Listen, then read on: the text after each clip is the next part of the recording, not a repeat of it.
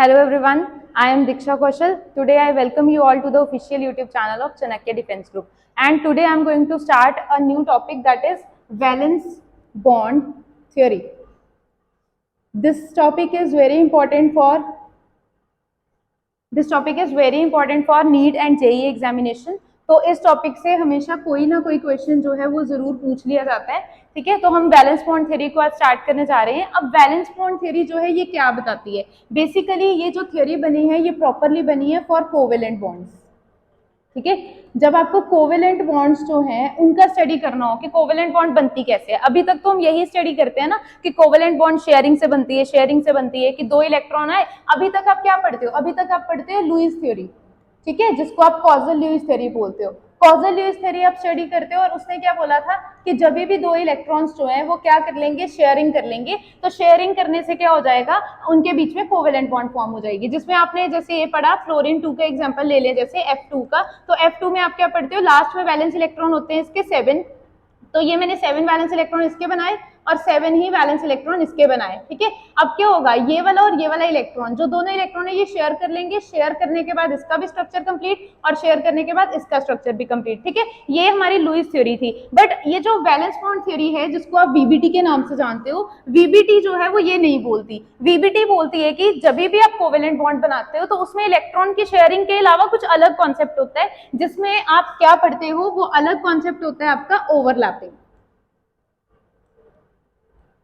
ठीक है, valence bond theory क्या बोलती है कि क्या होता है, जो आपके दो अलग अलग शेल्स होते हैं या ऑर्बिटल्स होते हैं वो ओवरलैप कर जाते हैं। ओवरलैप करने के बाद क्या होता है कि आपका जो है एक प्रॉपर कोवेलेंट बॉन्ड जो है वो फॉर्म होती है। ठीक है, अब वीबीटी पढ़ने से पहले इसके कुछ रूल्स होंगे जो आपको पढ़ने पड़ेंगे। ठीक है, फर्स्ट तो ये थ्योरी जो है वो किसके लिए डील करती है, only for covalent bonds. Second is यहाँ पर ओवरलैपिंग का कॉन्सेप्ट आता है। ठीक है, थर्ड वन इज अगर ओवरलैपिंग होनी है, अगर ओवरलैपिंग होनी है तो क्या होगा कि जो दो ऑर्बिटल्स होंगे आपके, they must come close to each other. ठीक है, उनको क्या करना पड़ेगा, दो ऑर्बिटल्स को पास में आना पड़ेगा। ठीक है, अट्रैक्शन करनी पड़ेगी ताकि वो ओवरलैप कर पाए। ओवरलैप का मतलब क्या है? ओवरलैप का मतलब है कि ये एक ऑर्बिटल, ये दूसरा ऑर्बिटल, ये आपस में एक दूसरे के ऊपर इस तरीके से ओवरलैप कर जाए, इतना इतना एरिया उसका ओवरलैप हो जाएगा। ठीक है, तो ओवरलैपिंग करने के लिए उनको अट्रैक्शन तो करनी पड़ेगी, पास में आना पड़ेगा। ठीक है, अब ये तो हो गया आपका थर्ड पॉइंट कि ओवरलैपिंग करने के लिए इलेक्ट्रॉन्स को या ऑर्बिटल्स को पास में आना पड़ता है। आपका फोर्थ पॉइंट क्या हो जाएगा कि जब भी आपकी ओवरलैपिंग होनी है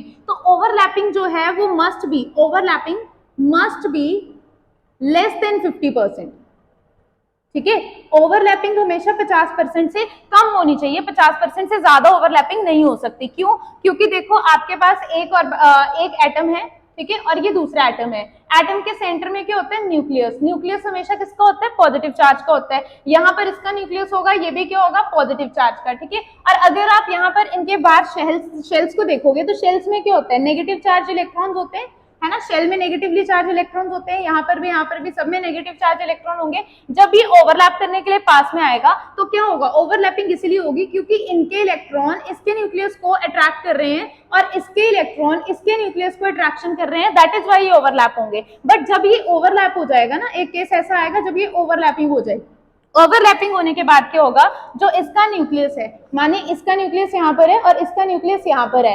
अब जब आप इसको इतना क्लोज लेके आ गए हो तो ये जो nucleus both the nucleus constitutes of negative positive charge. तो पॉजिटिव चार्ज क्या करेगा, एक दूसरे को रिपेल करना शुरू कर देगा। इसका मतलब है कि जो यहाँ पर अट्रैक्टिव फोर्सेस थी, अब वो इस केस में किसमें कन्वर्ट होना शुरू हो जाएंगी, रिपल्सिव फोर्सेस में। तो ज्यादा रिपल्शन हो गई तो फिर क्या होगा, वो एटम्स जो है वो बाहर को चले जाएंगे। ठीक है, दैट इज व्हाई ओवरलैपिंग हमेशा क्या होनी चाहिए, लेस देन 50%। 50% से ज्यादा हो जाएगी देन देयर विल बी, अगर 50% से ज्यादा हो जाती है then there will be repulsive forces, और अगर रिपल्सिव फोर्सेस आ जाएंगे तो क्या होगा, बॉन्ड फॉर्मेशन नहीं हो पाएगी। ठीक है, no bond formation will be there, bond formation नहीं हो पाएगी। ठीक है, तो ये हमारे कुछ वैलेंस बॉन्ड थ्योरी के रूल्स हैं जिसको हमने अभी इनको हमने अप्लाई करना है आगे। ठीक है, तो एक बार इनको देख लीजिए, अगर किसी को लिखना है लिख ले, स्क्रीनशॉट करना है स्क्रीनशॉट कर ले।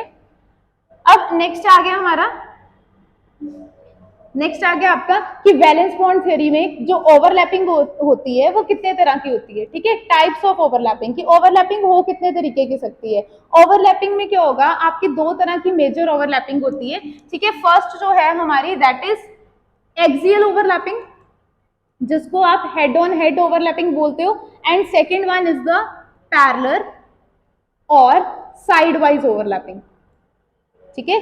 फर्स्ट है आपकी axial overlapping, second one is the parallel और साइड वाइज ओवरलैपिंग। अब देखिए एक्सियल ओवरलैपिंग क्या होती है, ये होती है हेड ऑन हेड ओवरलैपिंग, मतलब आपको दो, आपके पास लाइक पी और वाइटल ले लें अगर हम, तो आपको पता है शेप्स आपको और वाइटल की पता होंगी ना, एस की शेप ऐसी होती है स्फेरिकल, और पी की शेप होती है इस तरीके से डम्बल, ठीक है।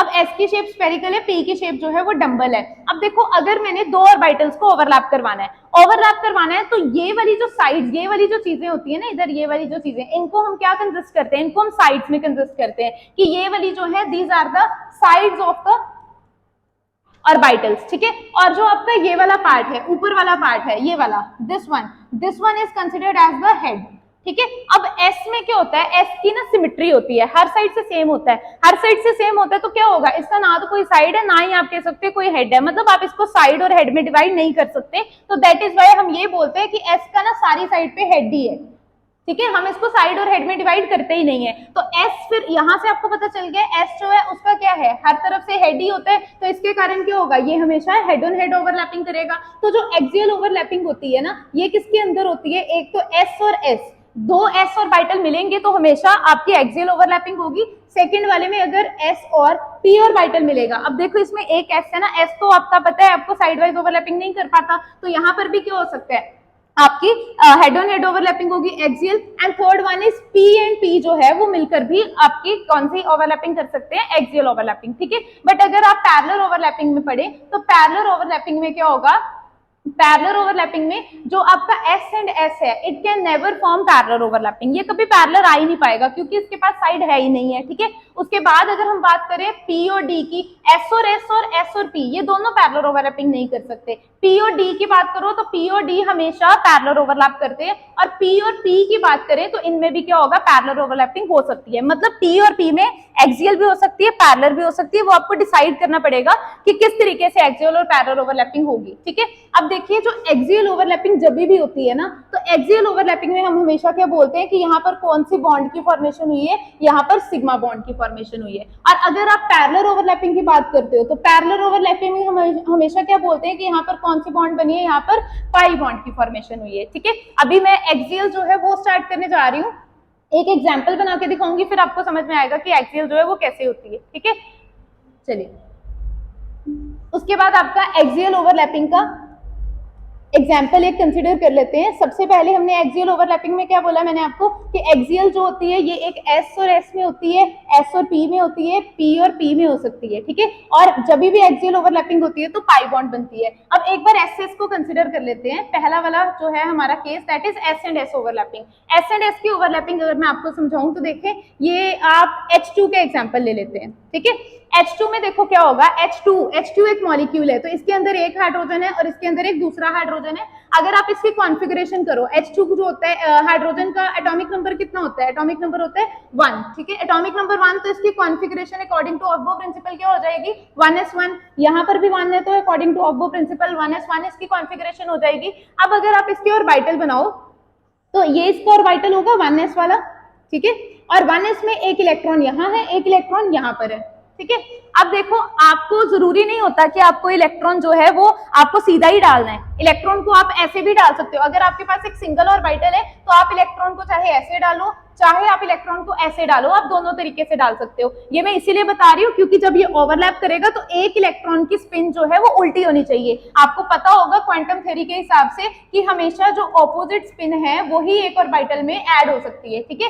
एक ऑर्बिटल में हमेशा एक इलेक्ट्रॉन ऐसे और एक इलेक्ट्रॉन ऐसे डालोगे, ठीक है। अब देखो मुझे क्या करना है, इनको ओवरलैप करवाना है। जब मैं ओवरलैप कराऊंगी तो ये स्फेरिकल है, एस से तो स्फेरिकल होगा, मैंने एक एस बना दिया, ये फर्स्ट एस है, इसमें एक इलेक्ट्रॉन है, ठीक है। और ये सेकंड वाले के एस है, इसके अंदर भी एक इलेक्ट्रॉन है। इन दोनों को जब हम ओवरलैप करवाएंगे, मतलब इनमें कुछ अट्रैक्टिव फोर्सेस जो है वो एड ऑन हुई, अट्रैक्टिव फोर्सेस के कारण ये क्या हो गया, ये ओवरलैप होकर के कैसा बन गया, ये ओवरलैप होकर इस तरह से बन जाएगा, ऐसे और ऐसे, ठीक है। और इसके जो इलेक्ट्रॉन्स हैं वो आ जाएंगे यहाँ पे, ठीक है। तो यहाँ देखिए आप, इलेक्ट्रॉन ने क्या करा है, ओवरलैप कर लिए, और ओवरलैपिंग होने के बाद ये देखो यहाँ पर ओवरलैपिंग हुई है, ठीक है, ये सारी ओवरलैपिंग है। और ओवरलैपिंग कैसे हुई, हेड ऑन हेड, तो यहाँ कौन सी बॉन्ड बनी होगी, सिग्मा बॉन्ड यहाँ पे फॉर्म हुई होगी, ठीक है। तो आज हमने एस एंड एस ओवरलैपिंग जो है इसको स्टडी किया है, कुछ बेसिक पॉइंट्स जो है वो करे हैं, ठीक है। नेक्स्ट में हम लोग एस पी का और पी का भी ओवरलैपिंग जो होगा वो भी एक बार समझ लेंगे, सिग्मा बॉन्ड समझ लेंगे। लास्ट में एक की पॉइंट आपको बता दूं, लास्ट में शॉर्ट ट्रिक बता रही हूँ डायरेक्टली कि सिग्मा बॉन्ड को आप कैसे निकाल सकते हो। जब भी आपके पास सिंगल बॉन्ड बनती है ना, बॉन्ड्स तीन ही तरह की बनती है, एक बनती है सिंगल, एक बॉन्ड बनती है आपके दो एटम्स के बीच में डबल बन सकती है, या फिर आपके दो एटम में ट्रिपल बॉन्ड बन सकती है, इसके अलावा बॉन्ड्स नहीं बन सकती, ठीक है। तो सिंगल बॉन्ड ऐसे होगी, डबल ऐसे होगी, ट्रिपल ऐसे होगी। तो अगर मैं आपको ट्रिक बताऊं आप डायरेक्टली सिग्मा बॉन्ड कैसे निकाल सकते हो, आप हमेशा याद रखो जब भी किसी में एक बॉन्ड बन रही है single bond is always sigma, मतलब उसके अंदर हमेशा क्या होगी, हेड ऑन हेड ओवरलैपिंग होगी। H2 को एक बार सिंगल बॉन्ड से कर लें, आपके पास हाइड्रोजन 2 है H2, इसका स्ट्रक्चर होता कैसे आपको पता है, हाइड्रोजन के पास एक इलेक्ट्रॉन यहाँ होता है और दूसरे हाइड्रोजन के पास भी एक इलेक्ट्रॉन होगा, ठीक है। दोनों इलेक्ट्रॉन जो है ये क्या करेंगे, ये आपस में कंबाइन करेंगे, इसने ऐसे कंबाइन किया, इसने ऐसे कंबाइन किया, शेयरिंग हुई, यहाँ पर एक बॉन्ड बनी, मतलब यहाँ पर H बॉन्ड H बनी। और अभी मैंने आपको क्या बताया कि जब भी सिंगल बॉन्ड बनती है तो सिंगल बॉन्ड हमेशा कौन सी होती है, सिग्मा बॉन्ड, ठीक है। इसका मतलब है डायरेक्टली आप निकाल सकते हो कि H2 मॉलिक्यूल के अंदर जो है वो सिग्मा ओवरलैपिंग या फिर हेड ऑन हेड ओवरलैपिंग जो है वो हो रही है, ठीक है। So this is the short trick, इससे आप डायरेक्टली निकाल सकते हो question with in a second. तो आज हम इतना ही करेंगे, नेक्स्ट टाइम जो है हम आगे डिस्कस करेंगे इनकी ओवरलैपिंग्स को। So thank you for today. कोई डाउट होगा आप पिन कर दीजिएगा कमेंट बॉक्स में, ठीक है। Thank you.